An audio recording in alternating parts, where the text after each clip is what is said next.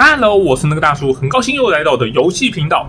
今天继续带来《全军破敌3》的对战影片哦。那看到这个就知道，没有错，这次使用的是大震弹，终于不再是蜀人哦。蜀人玩的蛮过瘾的啊。那我们来看一下我方这边的配置吧。这一次我也用了一个方阵，铁桶阵。那正面前面一字排开是5队的农民长矛兵，是震弹最便宜的兵，真的造价很便宜。虽然说没有蜀人奴隶鼠那么便宜啦，但是奴隶鼠真的被撞一下就飞出去了，不要想它能做多少事。然后左右两侧是大震弹最昂贵的兵种，天宫龙卫队。这个造价要1000块，真的很贵，不过很好用。那后面呢是放了这个翠玉勇士长戟版本，后面带了4队，那正中间就是带了4门炮啦，分别是巨型加农炮2队以及火箭炮2队，这样总共4队。那领主呢，我是使用是普通的领主这个。龙血树弓领主主要依赖是这2个火焰之臂以及神龙星宿，真的不太好念啊。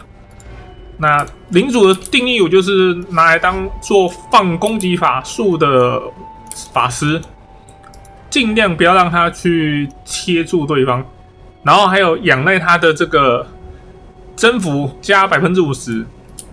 震弹他们有一个特色，就是近战兵种跟远程兵种混合在一起的时候，会有所谓的阴阳加成。像这边近战兵种属阳，那在加成的时候会有追加士气，然后近战的攻防。那远程单位呢，也是有。可是我炮兵不算，我记错了。那就这一场我就是没有去那个加成到了。因为我当初原本想说，炮兵好像算远程吗？因为震弹我真的很少在玩。然后这边是高精灵，这个是我常用的打法，一样是一女王2贵族的玩法。那女王呢，就是带大地之血、阿瓦隆之心、荆棘之盾，这个我真的不用看了，我自己用这一套用得很熟。然后长矛兵总共是带了5队，1队是精英版本，剩下4队是普通版本。精英版本呢有多一个能力，就是这一个防护光环。范围内的友军，并且魔法之风在15以上的时候，伤害抗性加 10%。我觉得它那个范围也算蛮大的，尤其它在近身贴战的时候，基本上大家都可以加到，所以我蛮喜欢的。然后这个伊利莱恩掠夺者总共出了3队，那分别可以绕左右2边去做夹袭。如果觉得3队不好操作的话，可以换成2队，或者是换成1队的龙骑王子。不过你换成龙骑王子会有一个很大的问题，就是你的骑兵只有1队，对方如果炮兵够多的话，很容易被针对。所以如果可以的话，还是多带几队啊，骑兵不要只出1队，很危险，能出个2-3队，分摊风险会比较好。然后最后还有一个比较有输出的就是弓箭手，最普通的版本的弓箭手出了3队，然后游侠也是出了2队。这套兵表里面就是这2个是主要的输出，然后还有贵族我是选择骑马繁大的版本。如果你觉得对方步兵够多的话，你可以选择换成战车，这样子用战车版的贵族，这样的话他反步兵能力就很强悍。好了，以上就是介绍到这边了，我们开始进入战斗吧。刚开始呢，我方有炮兵优势啊，刚忘记讲了，最后还有这个鹰爪弩炮一队，炮兵还是要带，但是你只有一队，对方有4队，你也会被压着打，这是没办法的事。遇到像这种特化型的话，你只能要想办法解决，像是你要用你的机动单位优势，因为总共有3队的骑兵，然后2队的贵族。所以你尽可能的不要一起冲。虽然说一起冲可以冲，等一下可以看一下，他这边一起冲可以冲破，可以突破防线。你也这样子反复硬挤，你看贵族其实是可以挤得进去哦。贵族没有被卡住，贵族其实他透过自己人的那个单位，你看他这样子就偷偷丢进去，他就可以进去斩杀了。贵族可以这样子，只要依靠队友，然后去做出一个突破口，贵族可以硬挤去挤上去的哦，它是没问题的。那这边其实也是可以这样子玩，如果你是左右两边都带贵族的话，是可以这样子硬挤去挤进去的。然后这边阿王之星放下去就不得了，基本上我戳他就没有用，不过他的队伍跑掉，只剩下这个贵族在那边，就比较可惜。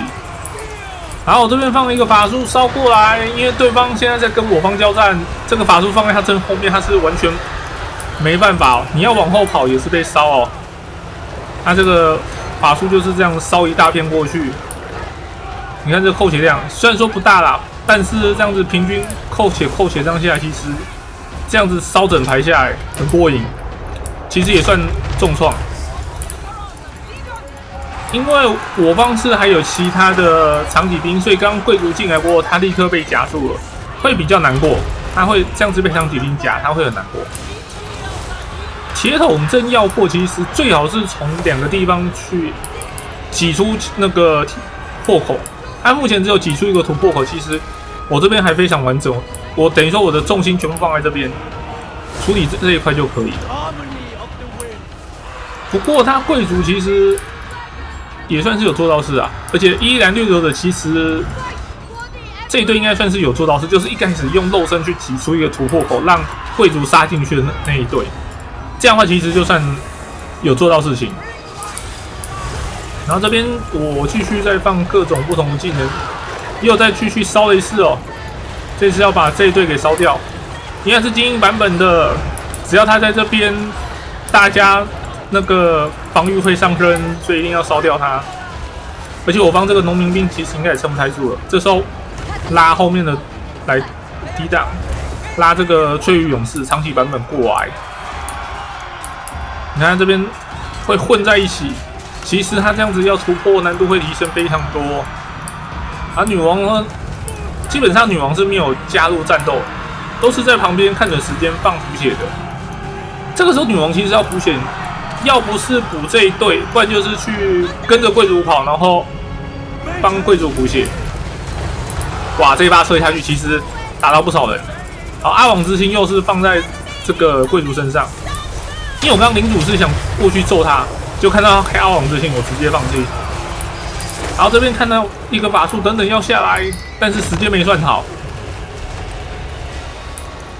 也算可以啊，因为其实这个法术我不太敢直接放这边，因为放这边他们交战这边的话，其实自己人会被炸掉太多。基本上只要看到刚刚那种阿王之星开下去，你就把队伍拉开，尽可能拉走，不要让他们不要在阿王之星里面跟人家交战，因为那个交战对自己超级不利。阿王之星在启动的时候回补非常的恐怖。好，这个时候就是做了一点小小的那个操作，农民兵绕过来去做个夹击，要把对方的精英版本的给夹掉。原本想说要夹掉，就看到对方女王落单在这边，又想贴，不过已经点到这边了，还来不及了。好，我这边再放一次法术，好，女王直接被烤过去，这样子。火焰风暴烤过去哦，很痛的啊。不过后面是歪掉的，后面歪掉就都没放到。然后女王现在用肉身卡进来，想接战，不过他现在是变成前后夹击了，这样子女王很危险啊。不过骑马单位其实要夹掉它比较困难。好，我们来看一下哦。那没有意外的话，就是铁桶阵没有突破好，没有破解好。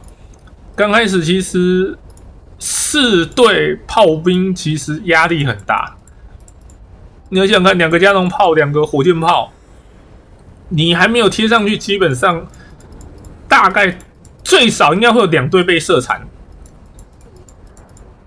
然后那个加农炮可能会把你的领主打残，或者是把你的这个炮兵给打残。